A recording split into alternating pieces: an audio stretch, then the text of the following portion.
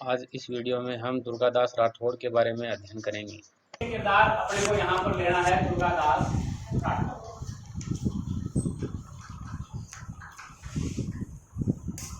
1638 में जन्म होता है और 1718 में इनकी मृत्यु हो जाती है। थोड़ा सा इनके बारे में देख लेते हैं। इनके पिता का नाम था आस्करण, इसके बाद में चलेंगे हम इसके अंदर। और माता का नाम था नीलकमल, और इनका जन्म हुआ था, वो जगह थी सालवा, ठीक है। लेकिन कालांतर में जो इसके पिता हैं आस्करण हैं, वो इनकी माताजी से नाराज हो जाते हैं और इन दोनों को वहीं छोड़ देते हैं। और ये एक गांव है, वहां पर लुणावे गांव में दोनों माँ बेटे हैं वो रहने शुरू हो जाते हैं और खेती बाड़ी करके ये यहाँ पर अपने बेटे का पालन पोषण ये करती है। कौन करती है? इसके लिए एक दोहा भी है, एक जाट है राम, उन्होंने लिखा है, डम डम डम डम ढोल बाजे बाजे ढोर नगारा की, आसे के घरे को नए जन्म तो सुन्नत होती सारा। यानी सभी को अगर आसे के घरे कौन है? दुर्गो नए जन्म तो सुन्नत होती सारा। अगर इनके घर इसका जन्म नहीं होता तो सभी को मुसलमान बना दिया, ऐसा कहा है। अब देखो यहाँ ये लुणावे गांव में खेती बाड़ी कर रहे होते हैं और 1655 ईस्वी में एक राजकीय चरवाहा था, ऊंटों को चरा रहा था वो, और इसके अब खेती कर रहे थे, इनके खेतों से वो निकल जाता है और खेतों में वो थोड़े नुकसान भी कर देते हैं और नुकसान की भरपाई ये नहीं करता, इनके बीच में कहासुनी हो जाती है। तो मामला उस समय राजा थे जसवंत सिंह के पास पहुंच जाता है। और चूंकि देखो हम थोड़ी सी बात करेंगे यहाँ पर मुणोत नैणसी की। मुणोत नैणसी का नाम सभी ने सुना होगा, मुख्य किताब भी है इसकी, एक मारवाड़ प्रगनारी विगत।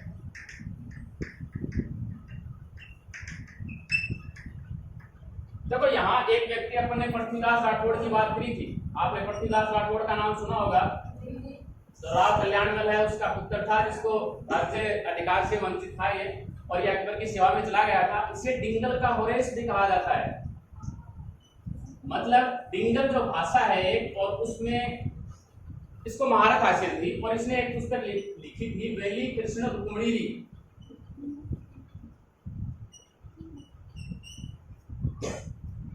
पृथ्वीराज राठौड़ यहाँ मुणोत नैणसी है, मारवाड़ प्रगनारी विगत लिखता है और ये ख्यात भी लिखता है, नैणसी ख्यात। बहुत ही स्वामी भक्त ये व्यक्ति था, लेकिन इसके ऊपर गबन का आरोप लगाया जाता है पहली बार, और कहा जाता है कि इसने अपने सगे संबंधियों को ही नौकरियों में लगा दिया था, गबन और यह आरोप। और फिर जसवंत सिंह आदेश देता है कि आप 1 लाख रुपए राजकोष में जमा करा देते हैं तो आपको सजा नहीं मिलेगी, नहीं तो आपको कालकोठरी में कैद कर दिया जाएगा। ये चूंकि बहुत ही स्वामी भक्त था, ईमानदार व्यक्ति था, इसके पास 1 लाख रुपए आए कहां से? लेकिन आदेश दे दिया तो कुछ समय बाद में आत्म गलाने के कारण ये आत्महत्या कर लेता है। इतना बड़ा व्यक्ति है, आत्महत्या कर ली। तो इसके बाद में ये था इस समय मेवाड़ का प्रधानमंत्री,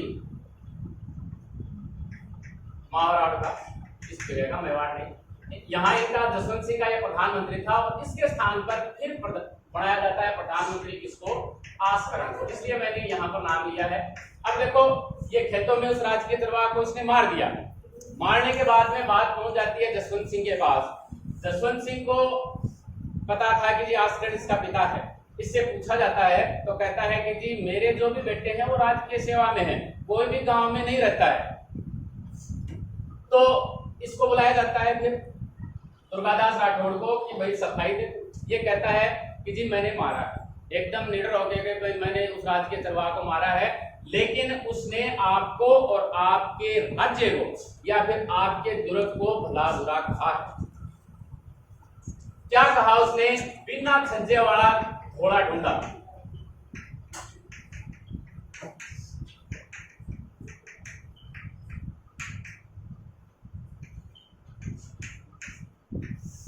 थोड़ा, धोला नहीं, थोड़ा ढूंढा कहा है, यानी आपके राज्य की बेइज्जती की जाएगी कि जी आपके राज्य में तो छठी नहीं है ना। तो इस प्रकार से कि इसके कारण मैंने उसको मौत के घाट उतार दी। तो इसने कहा जसवंत सिंह ने आस्करण से कि आप तो कह रहे थे आपके कोई बेटा ही नहीं, तो इसने आस्करण ने कहा जी कपूतों को बेटों में नहीं गिना करते, ये मेरे लिए कपूत है, मर गया है। जसवंत सिंह ने कहा जी यही है, वो एक दिन मारवाड़ जब दिग्गज स्थिति में पहुंच जाएगा तो ये सहारा देगा, है ना। और इस प्रकार से आगे चलकर इसने इसके लिए देखो कई हैं, जैसे झांवर है, समदड़ी है, और कई जगह हैं जैसे अंबारो बाड़ो है, जगीसा कोठड़ी है, अमरसर। इनकी जागीर ये 12,000 वार्षिक रुपए की थे ये सभी गांव, और इनकी जिम्मेदारी दे देता है इसको 1667 ईस्वी में। इसके अलावा एक दो और भी हैं, जैसे रायमल बालो है,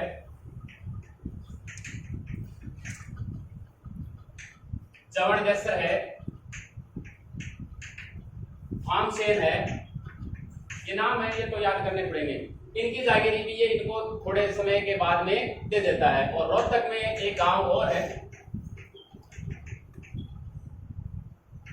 दुणा में, वहां की जागीर भी इसे दे दी जाती है। ये तो है इसका संक्षिप्त परिचय दुर्गादास राठौड़ का, और बीच बीच में आता रहेगा कि इसने क्या किया है।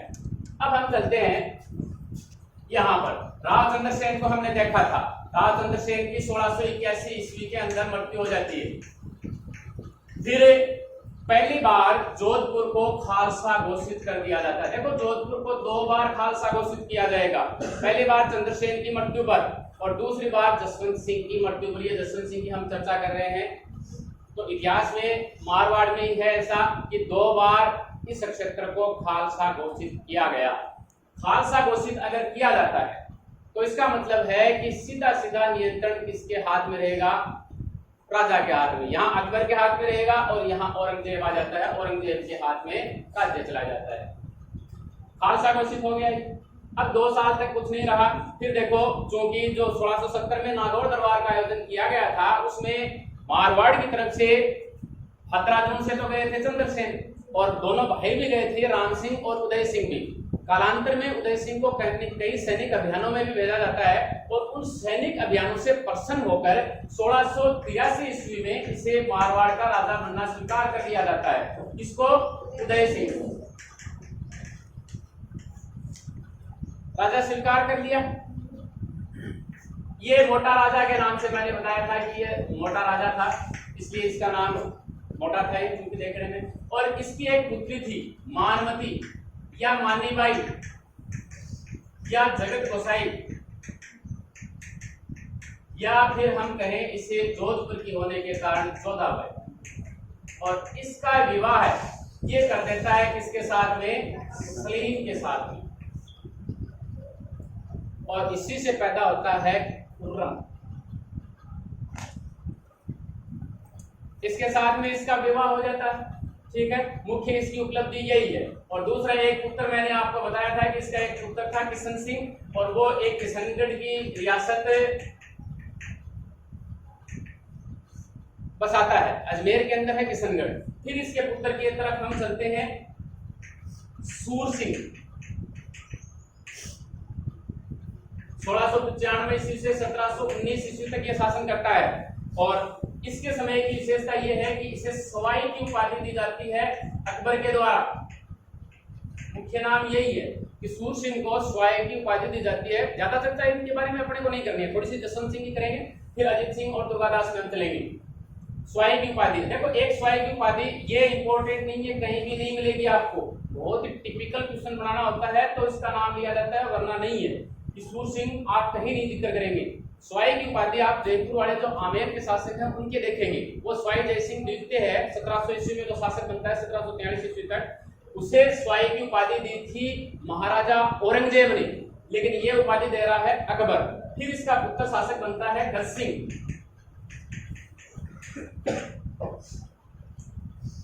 1700 1719 से 1738 ईस्वी तक ये शासक बनता है गज सिंह। ठीक है, गज सिंह को दलथम्मन की उपाधि दी गई थी। देखो जसवंत सिंह का एक बेटा भी होगा दलथम्मन, यहाँ उपाधि है दलथम्मन। क्यों है उपाधि? क्योंकि एक बार खुर्रम ने, हमें खुर्रम की अभी चर्चा की थी ना, इसका बेटा होगा खुर्रम। एक बार खुर्रम ने 1623 ईस्वी में, इस समय इसने विद्रोह कर दिया था, तो इसके विद्रोह को दबाने के लिए किसको भेजा गया? गज सिंह को भेजा गया था, और गज सिंह ने इसके विद्रोह को दबा दिया। और गज सिंह को दल का मतलब दल है, थम्मन का मतलब दल से उसको नष्ट करने वाला, इसलिए इसे ये उपाधि दी थी। किसने दी?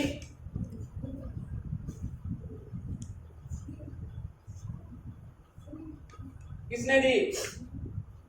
जहांगीर।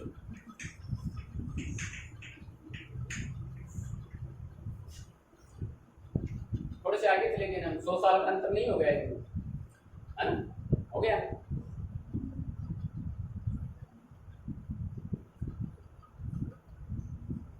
अब देखो यहां चलते हैं।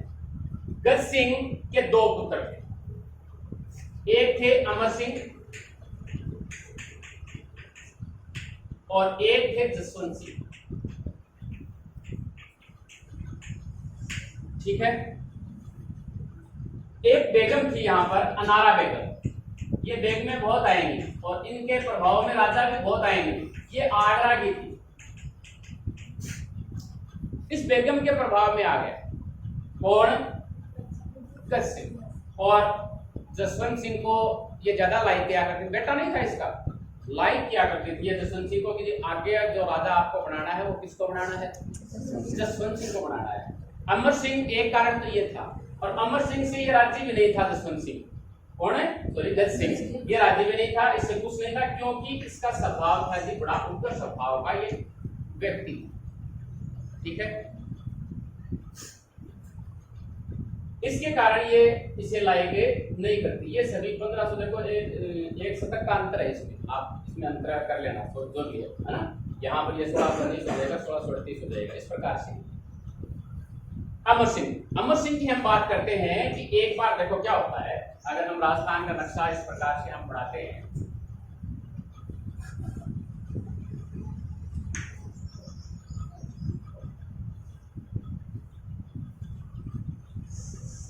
बीकानेर है, नागौर है। ठीक है, बीकानेर का शासक था इस समय करण सिंह। बात करेंगे हम 1644 की। ठीक है, 1644 की हम बात करेंगे, इसलिए मैं आपको कह रहा हूं कि ये जो तिथियां हैं, ये यहाँ पर देखो कहाँ है वो, ये जसवंत सिंह है, फिर 1638 से ये शासक बनेगा 1678 तक। तो ये सभी आप ये कह रहा हूं कि मैं एक शतक इनको पीछे कर लेना, ऐसे है ना। होता क्या है, 1644 की बात है। इस समय गज सिंह महाराज तो रहते नहीं, इनकी तो मृत्यु हो जाती है और जसवंत सिंह शासक बन जाते हैं। लेकिन इस समय अमर सिंह के पास नागौर की रियासत, ठीक है, इनका एक गांव था जोखड़ी नागौर पर, और बीकानेर का गांव था खीलवा। इन दोनों की सीमाएं थी पास पास, होती है ना, राज्यों की भी हो जाती है, राज्यों की क्या देशों की भी हो जाती है, बीच में सीम तो होती है ना। तो इन दोनों गांवों की या कहें कि इनके खेतों की सीमाएं थी पास। तो जोखड़िया गांव की एक मतीरे की बेल, ठीक है, वो चली गई जी खीलवा, और बहुत ज्यादा मतीरे लगे गए। अब बेल किसकी है? इसकी है, चली गई इसके खेत की। तो अब अधिकार किसका होगा? ये तो ये सोचेगा जोखड़िया, जो किसान है जोखड़िया गांव का, कि भाई मेरी मतीरे की बेल है, तो ये इस गांव में यानी इस खेत में या इस गांव के खेत में चला जाता है अपने मतीरे लाने के लिए। वहां के किसान से इसकी कहा सुनी हो गई। अब दोनों में लड़ाई हो गई। ये लड़ाई फिर सैनिकों के पास पहुंच जाती है, और सैनिक भी संतुष्ट नहीं होते हैं, तो राजाओं के पास, दोनों राजाओं में लड़ाई हो जाती है। तो इस लड़ाई को कहते हैं जी मतीरे की रियाट। यानी एक मतीरे के कारण विराट हो, और इसमें करण सिंह को हरा दिया जाता है किसके द्वारा? अमर सिंह के द्वारा। एक तो कहानी है ये। दूसरी कहानी एक और होती है कि इस समय शासक रहते हैं शाहजहां। 1627 ईस्वी में ये शासक बनते हैं, और जब 1657 ईस्वी में ये बीमार पड़ जाते हैं तो उत्तराधिकारी, उसकी चर्चा हम करेंगे, उत्तराधिकार का युद्ध छिड़ जाता है। तो शाहजहां ये इसे राजा नहीं बनाया, तो ये शाहजहां के दरबार में चला गया। स्वभाव इसका उग्र था। तो शाहजहां के दरबार में है एक व्यक्ति सलावत था। इसकी सिर्फ इसलिए हत्या कर दी इसने अमर सिंह ने। कहते हैं इसका साला था शाहजहां का। अब साले की हत्या कर देगा, चुप रहेगा। इसलिए हत्या कर दी कि इसने गंवार कह दिया। होता क्या है कि एक बार काफी दिनों तक ये शाहजहां के दरबार में अमर सिंह नहीं जाते। कारण पूछा जाता है, जी क्यों नहीं आए आप? तो तो शिकार खेलने के लिए गया था, और अगर आपको लगता है तो मेरे से कर वसूल कर लीजिए, और जहां तक कर की बात है, मेरी तलवार ही मेरे पास संपत्ति है और कोई संपत्ति मेरे पास है ही नहीं। तो वहां से दरबार से चला जाता है। फिर सलावत खां को इसके पीछे भेजा जाता है कि जी जाओ उससे कर लेके आओ। वहां गया उसके पास, मुझे तो था ही, मैंने कहा कि स्वभाव इसका उग्र था। इसने वापस ले दिया कि मेरे पास कोई कर नहीं। राजा के पास वापस आया सलावत खां, उसने मना कर दिया है। तो राजा ने आदेश दिया कि उसको दरबार में उतारो। दरबार में इसे गंवार कह दिया। इसने गंवार करते इसने उसके चाकू घोंप दिया और मार दिया। ये है कहानी अमर सिंह। अब हम आते हैं जसवंत सिंह। देखो, जो इसका पिता था गज सिंह, ये आगरा गया हुआ था, आगरा में किसी अभियान पर। शाहजहां इस समय शासक था। इसने अपने जीवित रहते उत्तराधिकार के नियम के तहत इसको घोषित कर दिया था जसवंत सिंह को। तो शाहजहां ने आगरा बुलाया जसवंत सिंह को। इसके पिता के साथ इसके रिश्ते बहुत अच्छे थे। शाहजहां के साथ गज सिंह के रिश्ते बहुत अच्छे थे, इसलिए इसका राज्याभिषेक आगरा में किया गया। जसवंत सिंह का राज्याभिषेक कर दिया और फिर इसको राजा बना दिया गया। और अमर सिंह को यह पहले से जानता था कि अमर सिंह किस प्रकार से। अब हम बात करते हैं जसवंत सिंह। देखो, 1657 ईस्वी में शाहजहां बीमार पड़ जाता है। इससे पहले कि अगर हम बात करें तो यही एक व्यक्ति है जसवंत सिंह ऐसा जो लगभग जोधपुर में नहीं रहा। इसे लगातार बाहर भेजा गया। भारत में नहीं रह सका ये, भारत से बाहर या फिर राजस्थान से बाहर, लगभग तो भारत से ही बाहर रहा है। यानी जो मुगल शासक हैं, इनको इस प्रकार के स्थानों पर नियुक्त किया कि वो दूर ही। अब देखो, उत्तराधिकार जो औरंगजेब है, शाहजहां है, हम शाहजहां की बात करते हैं। शाहजहां के देखो पुत्र थे, जिनको राजा बनाना चाहता था वो तो था दारा सिंह। इसका तो एक ही गुट था। इसके अलावा औरंगजेब और मुराद, इनका एक गुट था। अपनी इच्छा पूर्ति के लिए मुराद को अपने साथ मिला लिया। और एक था, ये बंगाल का गवर्नर था इस समय। दाराशिकों के प्रभाव में आ गया था शाहजहां। पहले तो धर्मान था शाहजहां ने भी बहुत सारी मूर्तियां वगैरह बनाई थी, लेकिन दाराशिकों बहुत ही विद्वान था। जो मुगल हैं, मुगलों में सबसे ज्यादा अगर विद्वान कोई व्यक्ति था तो वो दाराशिकों था। इसने सीरे, अकबर, पंचतंत्र, पता नहीं किन किन का अनुवाद इसने किया था। दूसरा है औरंगजेब, ये धर्मान था, मुराद को इसने साथ लिया। और तीसरा कौन है? सूर। अब देखो, पहला युद्ध होता है इनका 1658 ईस्वी में धर्मत का युद्ध, और ये है मध्य प्रदेश। किसके बीच में? शाही सेना और औरंगजेब। अब शाही सेना में कौन होते हैं? देखो, एक तो होगा जसवंत सिंह, जयपुर का शासक मिर्जा जय सिंह होगा यहाँ पर। एक होगा कासिम खान। हम ज्यादा की चर्चा नहीं करेंगे, बहुत सारे हैं और भी हैं, लेकिन हम दोनों केंद्रित करेंगे इस पर कि इसका मनसब बढ़ाया शाहजहां ने इस समय, क्योंकि अपने बेटे दारा शिकोह के लिए उत्तराधिकार का ये युद्ध लड़ रहा है। इसका मनसब बढ़ाया। इसके जात और पद जो होते हैं उनमें हम नहीं जाएंगे, वो बढ़ा के और इसके बराबर कर दिया। दोनों के पास बराबर सेना है, बराबर ही ओहदा है। ये नहीं इसकी बात मान सकता है, नहीं ये इसकी बात मान सकता है, लेकिन कहते हैं कासिम खां पहले ही औरंगजेब से मिल गया। इस बात का पता इससे चलता है कि जब ये युद्ध हुआ, इसमें जब दारा शिकोह की हार हो जाती है, इस युद्ध में दारा शिकोह नहीं गया है, दारा शिकोह की जब हार हो जाती है तो दारा शिकोह की हार के बाद में औरंगजेब उनको गिफ्ट देता है, पुरस्कार देता है। किनको? तो सामने से लड़ रहे थे उनको। इसका मतलब वो पहले से मिले हुए थे, कासिम खां मिला हुआ था, इसके कारण दारा शिकोह की इस युद्ध में हार हो जाती है।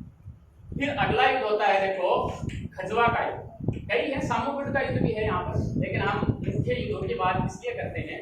देखो इसमें जसवंत सिंह है वो औरंगजेब के विरुद्ध लड़ रहा है, लेकिन जब ये यहाँ से, इससे पहले हम थोड़ी सी बात करते हैं कि धर्मत जो मध्य प्रदेश में है, वहां से इस युद्ध में क्या होता है, दुर्गादास राठौड़ भी इसके साथ जाता है, दोनों है देखो दुर्गादास और जसवंत सिंह। कहते हैं कि अब देखो वो किताब काम आएगी, कुंभकर्ण साधु की रतन रासो जो किताब है उसमें ये लिखा गया है कि इसने 4 घोड़ों पर युद्ध लड़ लिया, एक एक करके 4 पर युद्ध लड़ लिया, सभी 4 घोड़े मारे जाते हैं, फिर 5वां घोड़ा भी लिया और 5वां भी मारा गया, और इसने जो भी तलवार शस्त्र वस्त्र जो भी अस्त्र हैं वो सभी भी इसके टूट जाते हैं, और ये इतना घायल हो गया जिस प्रकार जो भीष्म पितामह सब सैया पर सो जाते हैं वैसे स्थिति हो गई, और अंत में जसवंत सिंह ने इसे यहाँ से जोधपुर भिजवाया। ऐसी स्थिति जसवंत सिंह की होती है।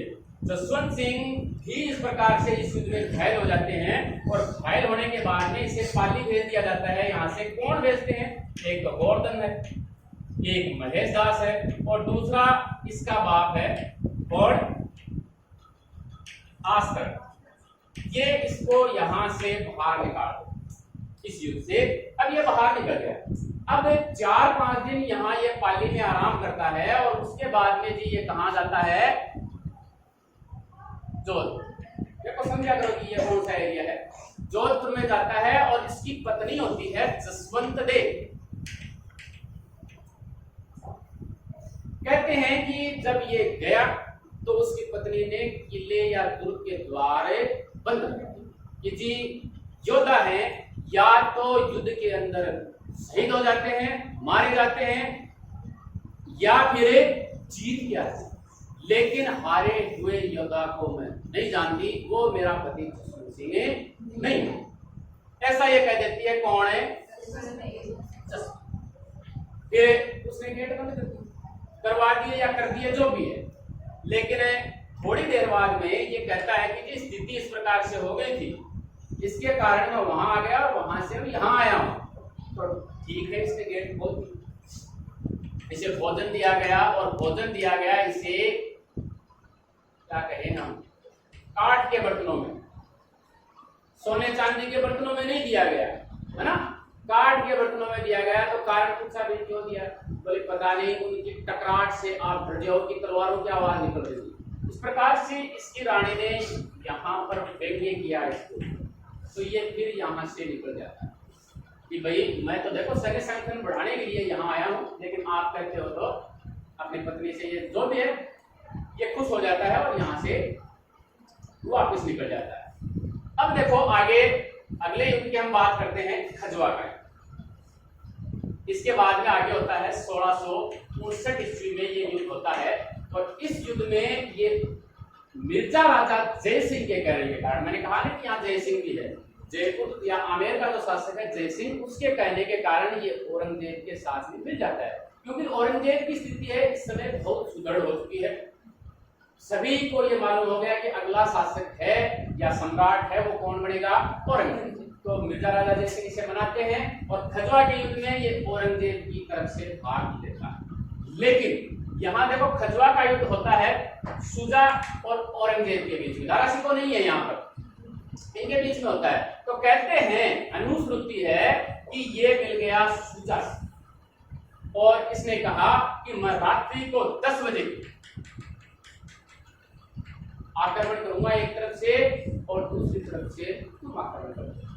लड़ने ये औरंगजेब की तरफ से गया है, और आक्रमण भी ये औरंगजेब की सेना पर ही करवा रहा है, क्योंकि इसके मन में कहीं कहीं रह गया कि मैं औरंगजेब को शासक स्वीकार नहीं करता, मैं तो दारा सिकोह को ही शासक स्वीकार करता। दारा सिकोह इस समय मरा नहीं, तो यहां फिर इसने विश्वासघात कर लिया, ठीक है। और इसने तो आक्रमण कर दिया, इसने जसवंत सिंह ने, लेकिन शुजा को यह लगा कि हो सकता है कि जसवंत सिंह है वो औरंगजेब से मिला हुआ हो, इसलिए वो मेरी परीक्षा ले रहा हो। तो शुजा उस पर आक्रमण नहीं करता और एक तरफा आक्रमण करने के बाद में जसवंत सिंह को वहां से भागना पड़ता है और भाग के वो मारवाड़ा जाता है। फिर आगे देखो एकदम दुश्मनी हो, अब औरंगजेब उसको छोड़ेगा नहीं छोड़ा, लेकिन औरंगजेब का जो दुश्मन था अभी दारा सिकोह वो मरा नहीं। तो एक व्यक्ति जो है मिर्जा राजा जय सिंह, इसको ये मध्यस्थ बनाता है कि आप मना के लाओ जसवंत सिंह को, मैं जो पीछे के जो भी उसने गलतियां करी हैं सभी मैं माफ कर दूंगा, ये कहता है सभी मैं माफ कर दूंगा, आप उसको मना के लाओ मेरे पास। क्योंकि अगला युद्ध ये लड़ना है देवराई जो कि है अजमेर में, खजवा है, देखो खजवा कहाँ है, कहाँ रह गया, ये यूपी में है, ठीक है।